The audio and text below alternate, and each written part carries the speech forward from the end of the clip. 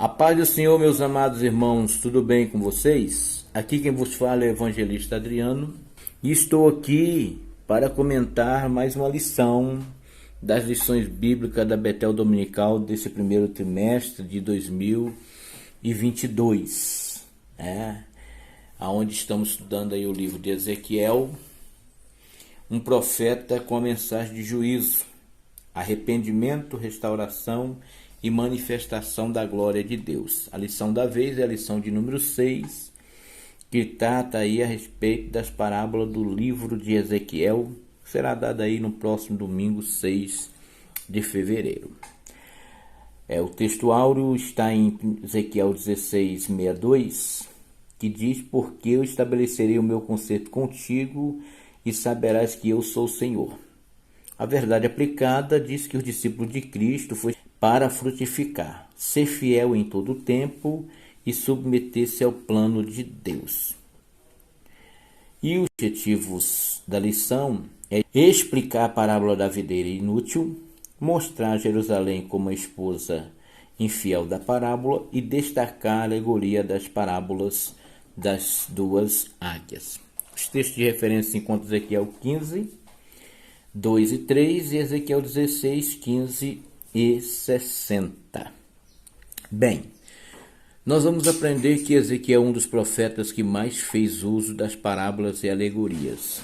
E que as parábolas e alegorias eram usadas por Deus, pois esta era uma das formas que Deus tinha para comunicar ao povo e também denunciar os seus maus caminhos. E esta forma, na verdade, era usada por Deus para chamar a atenção do povo e levá-los a pensar e a refletir sobre a vontade de Deus e também denunciar o que eles estavam fazendo de errado. E isso através dos seus profetas. No primeiro tópico aí nós temos a parábola da videira inútil. Onde nós vemos que essa parábola aí, ela compara os habitantes de Jerusalém a essa videira que não dava fruto, ou seja, era estéril, e que por isso mesmo é inútil e não serve. Esta parábola expressa com muita direção e clareza o pecado, a rejeição consciente e deliberada deste povo que foi chamado por Deus. Aí nós temos a videira, uma árvore símbolo da frutificação. Ela era símbolo da frutificação, Israel era para ser essa videira que era para ser visto como uma árvore frutífera. Porém, nós vemos aqui dentro dessas verdades que é expressa dentro desse 1.1, são 7 verdades que pontuamos aqui, e que essa videira era uma árvore cultivada desde a antiguidade por causa do seu abundante fruto, a uva. A segunda verdade é que a colheita desta uva era o ganha-pão, além de ser cultura, na produção do vinho e de subsequência, era o ganha-pão do povo ali naquela época. Terceiro verdade que encontramos aqui, e quem sabe a mais importante, pois fica para nós como aplicação pessoal, é quando Jesus usa essa metáfora falando da videira e da vara. Veja que nós estamos tratando da videira inútil. Aqui, no contexto de Ezequiel, a videira é Israel, o agricultor é Jesus, é Deus. No contexto de João capítulo 15, Jesus é a videira e nós somos as varas, os ramos. Então, dentro desse contexto de João capítulo 15, onde Jesus fala a respeito da videira e das varas, as varas está ligada à videira, todos sabem que nós somos as varas. A vara estando ligado à videira, que é Jesus, ele vai dizer, pode dar muitos frutos. A quarta verdade que pontuamos aqui é que essas varas, que somos nós, precisamos estar ligados na videira verdadeira para que possamos render bons frutos. Repito, bons frutos. A quinta verdade é que se nós não produzirmos fruto, nos tornando estéril, o lavrador vai cortar-nos e lançar-nos no fogo. A gente, como vara que está ligado à videira, precisamos estar recebendo constantemente a visita do lavrador para nos limpar das malésias, das coisas ruins que pode vir sobre nossas vidas, nos tornando infrutífero. Ou seja, a vara precisa ser limpa continuamente para que possa continuar dando fruto. E a sétima verdade que encontramos aqui, que pontuamos, é que se nós não estivermos ligados em Cristo, de maneira nenhuma conseguiremos produzir bons frutos. Podemos até produzir algum fruto, mas não serão os frutos de justiça e de fidelidade ao Senhor, mas do pecado. E ainda dentro desta verdade, como vara que está ligada na videira, que é Cristo, precisamos estar produzindo bons frutos, frutos esses que glorifiquem a Deus. E só tem como isso acontecer se nós estivermos mantendo um relacionamento constante com Deus. No segundo subtópico, nós temos aí a videira, mesmo sendo frágil, pode destacar pela sua boa produção. Isso aqui está ligado concernente à resposta que a videira dá ao agricultor. Ou seja, essa resposta vai mostrar se essa videira ela é útil ou inútil. Como eu já disse, para esse contexto de Ezequiel, Israel é a videira, Deus o agricultor. Assim sendo, já vimos, a Israel não faltou o cuidado de Deus. Mas qual foi a resposta que Israel deu a esse cuidado? Foi uma resposta negativa, com certeza. Agora, a pergunta que se faz é a nós. Qual tem sido a nossa resposta ao cuidado de Deus? Fica para a gente pensar. A dica que dou para que possamos tirar uma conclusão de qual tem sido a resposta que nós temos dado para Deus, se de uma produtividade ou de uma improdutividade, é nós pararmos e fazermos uma introspectiva de vida. Só assim nós vamos entender se temos dado uma resposta positiva a Deus. Pois através dessa introspectiva, nós vamos ver como está o nosso relacionamento com Deus. Através de vermos como está o nosso relacionamento com Deus, nós vamos conseguir responder a nós mesmos se nós temos sido, no nosso caso, uma vara que está ligada à videira, que tem dado uma resposta positiva ou negativa aos cuidados de Deus. Não devemos esquecer que somos discípulos de Cristo, chamados para frutificar, para ser fiel em todo o tempo e estar submetendo ao plano de Deus.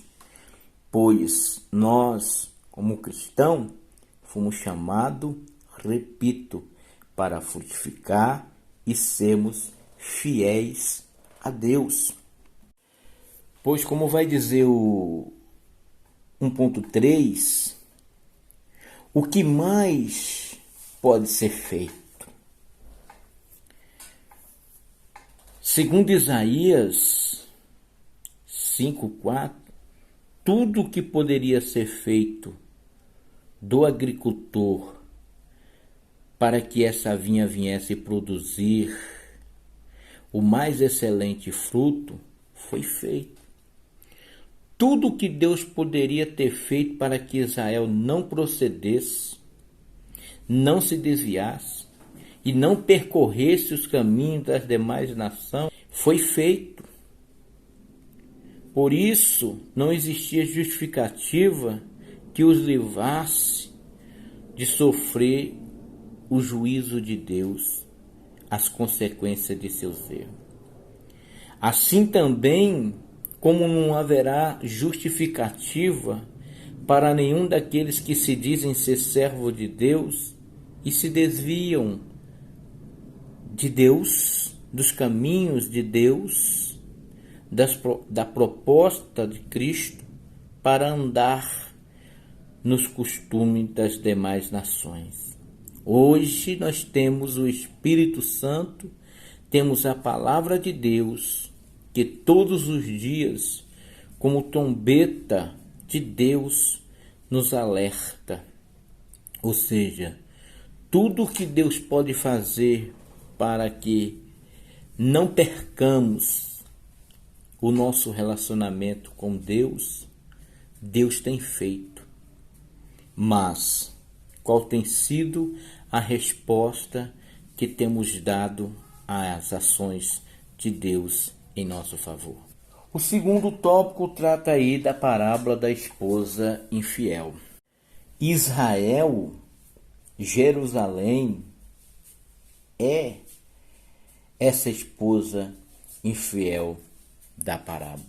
Esse é o nosso objetivo, mostrar que Israel é essa esposa infiel da parábola.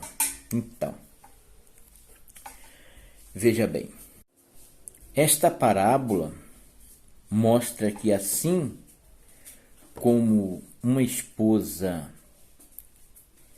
é infiel ao seu marido, Jerusalém foi infiel a Deus. Esta parábola mostra que a esposa infiel aqui, Jerusalém, foi infiel a Deus. No que tange ao cumprir a sua parte na aliança como nação escolhida. Esta questão que vemos na Bíblia, onde o povo de Deus ou a igreja é chamada de esposa ou de noiva amada, essa questão mostra o grau de relacionamento desenvolvido de Deus para com Israel, para conosco.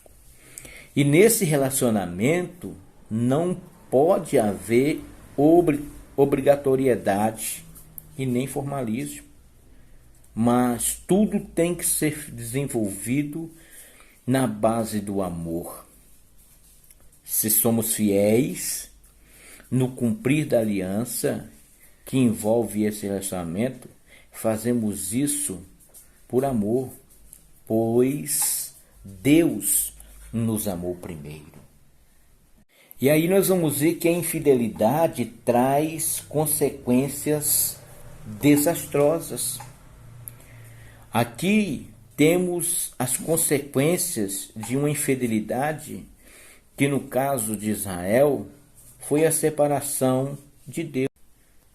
Como consequência, nós vemos aí a perda da confiança. E assim segue o resultado de uma vida que decide andar pelo caminho da infidelidade. Uma vida depressiva, cheia de tristeza e angústia. Isso fica para nós como aplicação pessoal. Que se formos infiéis, sofreremos a exemplo de Israel com a quebra da aliança. E com isso estaremos dando legalidade ao inimigo para entrar e fazer a destruição que ele quiser. Aí, meu amado, é o resultado que temos acompanhado na vida de muitos que descem à sepultura sem conseguir restabelecer a sua comunhão outra vez com o Pai. A iniquidade separa o povo de manter um relacionamento vivo com Deus. Há muito Isaías vem denunciando isso. O pecado, a iniquidade é que faz separação entre vós e o vosso Deus. Pois quem comete a iniquidade, além de interromper este relacionamento, ainda cai no perigo de desprezar a benignidade de Deus.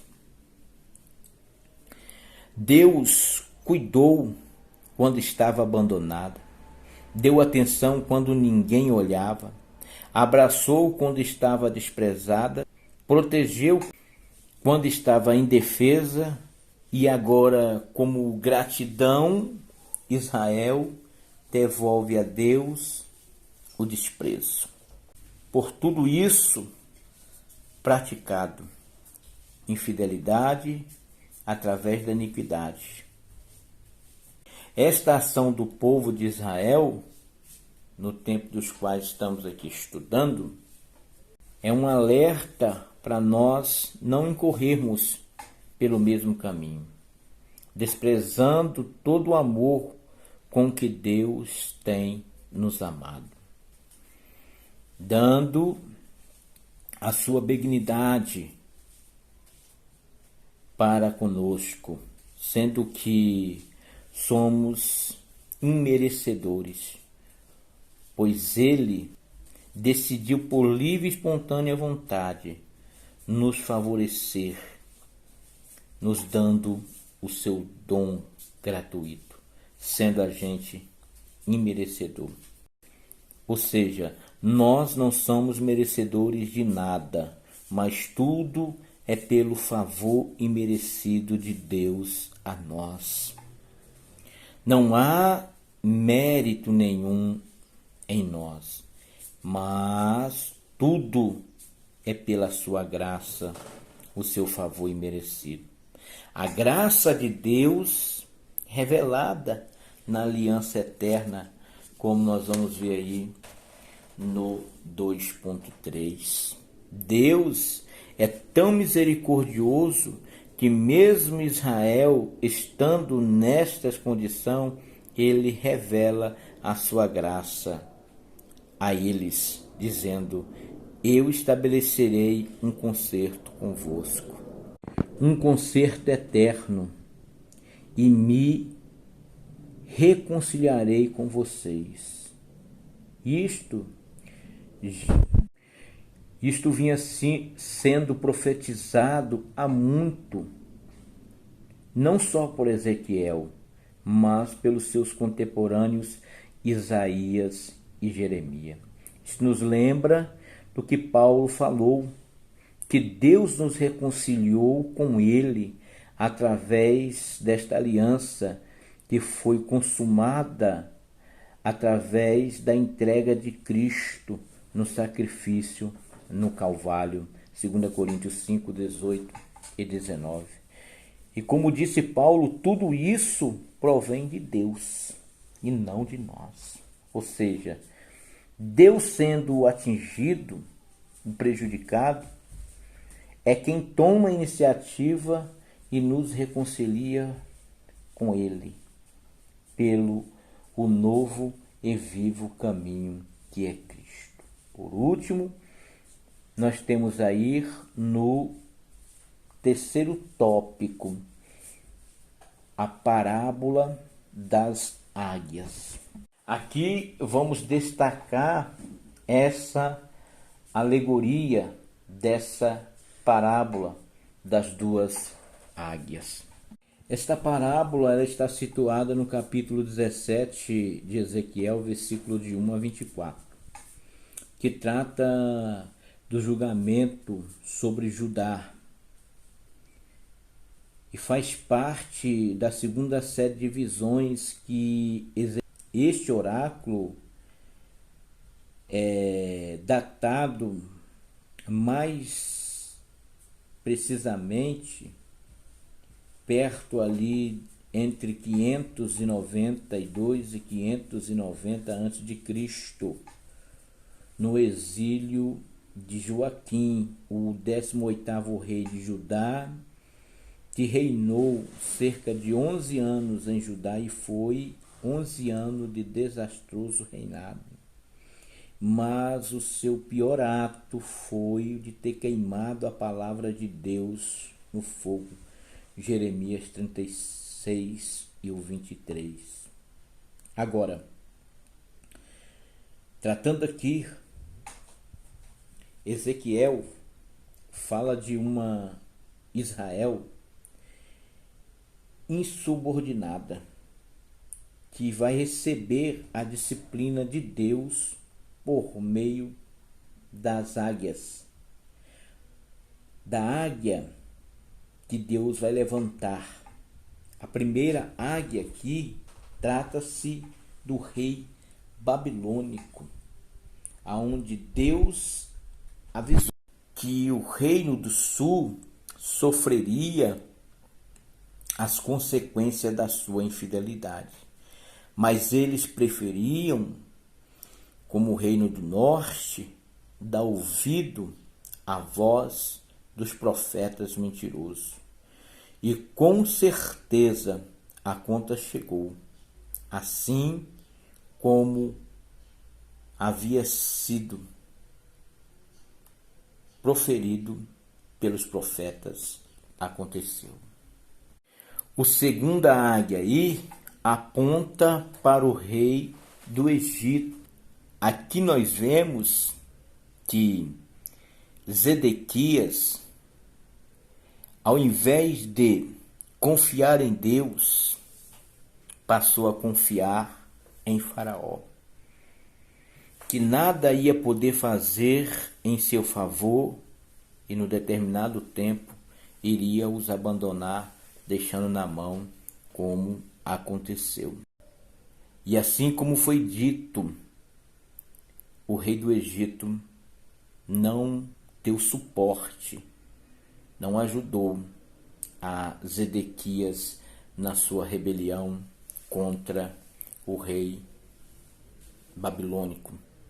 E eles sofreram conforme Deus havia usado os seus profetas para lhes falar que eles sofreriam. O cálice da disciplina de Deus estava derramado e não tinha mais como voltar atrás. Terceiro tópico, eu quero usar esse ponto do terceiro tópico para nos dizer, mais uma vez, que estamos sendo alertados, que temos que confiar somente em Deus e caminhar pelo caminho da obediência, pois Deus tem os seus planos, e os planos de Deus é que vai sempre prevalecer. Somente em Deus é que temos abrigo seguro. Deus é o nosso escudo e broquel. E temos que estar sempre pronto a responder de maneira satisfatória a Deus quando recebermos dele a disciplina, pois ele só se preocupa em disciplinar a quem ele ama, a quem ele quer bem. Pois no trabalhar de uma restauração de vida, o próprio Deus é quem entra em ação, e os meios pelos quais ele usa não interessa, pois o seu agir é perfeito e só visa o bem-estar daqueles que são seu. Por isso ele nos enviou o seu Filho amado, para que através dele somos reconciliados com o Pai. E este amor de Deus é tão gigante que nos constrange. Amados, é fundamental estarmos atentos ao ensino e ao aviso de Deus contido nas Escrituras. Assim, nesta lição de hoje, aprendemos que fomos chamados para sermos frutíferos, fiéis e comprometidos com uma nova aliança, e que não devemos desprezar e desanimar quando por Deus fomos disciplinados. Mais uma vez peço aos irmãos aí que não esqueçam, deixem seu like, compartilhem, se inscreva, comentem. Não esqueça de apertar aí o sininho das notificações para que você possa estar recebendo os nossos vídeos assim que forem postados. Tá bom? Que Deus em Cristo vos abençoe e até a próxima.